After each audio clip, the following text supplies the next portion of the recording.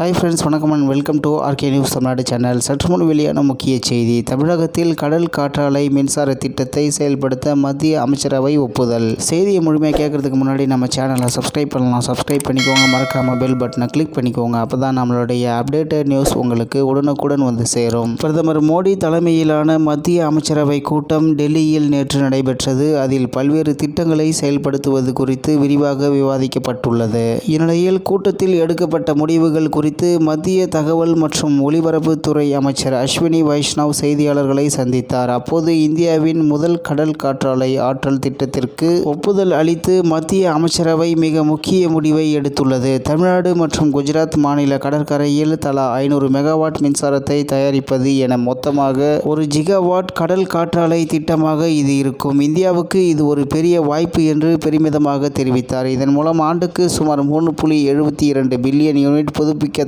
மின்சாரத்தை உற்பத்தி செய்ய முடியும் என்றும், ஆண்டுக்கு 2.98 million tonne carbon dioxide உமிழ்வு குறையும். இந்த திட்டத்தின் மொத்த செலவு ரூபாய் 7,453 கோடியாகும் எனவும் தெரிவிக்கப்பட்டுள்ளது. இந்த திட்டம் இந்தியாவில் கடல்சார் காற்றாலை ஆற்றல் வளர்ச்சியை தொடங்குவது மட்டுமல்லாமல் கடல் சார்ந்த பொருளாதார நடவடிக்கைகளுக்கு துணையாக நாட்டில் தேவையான சுற்றுச்சூழல் அமைப்பை உருவாக்கவும் வழிவகுக்கும் எனவும் மத்திய அரசு தெரிவித்துள்ளது. தொடர்ந்து பேசிய அஸ்வினி வைஷ்ணவ், பிரதமர் மோடியின் 3வது ஆட்சி காலம் மிகவும் முக்கியமானது. ஏனெனில் அது விவசாயிகளின் நலனுக்கான பல மாற்றங்களை கொண்டு வர முக்கிய முடிவுகள் எடுப்பதில் கவனம் செலுத்துகிறது. நெல், ராகி, சோளம் மற்றும் பருத்தி உள்ளிட்ட 14 காரிஃப் பருவ பயிர்களுக்கு குறைந்தபட்ச ஆதரவு விலை வழங்க மத்திய அமைச்சரவை ஒப்புதல் வழங்கியுள்ளது. இந்த முடிவால் விவசாயிகளுக்கு குறைந்தபட்ச ஆதார விலையாக 1 லட்சம் கோடி ரூபாய் கிடைக்கும். இது முந்தைய சீசனை காட்டிலும் ரூபாய் 35,000 கோடி அதிகம் என்று தெரிவித்தார். இத்துடன் இன்றைய முக்கிய செய்தி நிறைவு பெறுகிறது. மேலும் இதுபோன்ற செய்திகளை உடனுக்குடன் தெரிந்து கொள்ள ஆர்கே நியூஸ் தமிழ்நாடு சேனலுடன் இணைந்திருங்கள். நன்றி, வணக்கம்.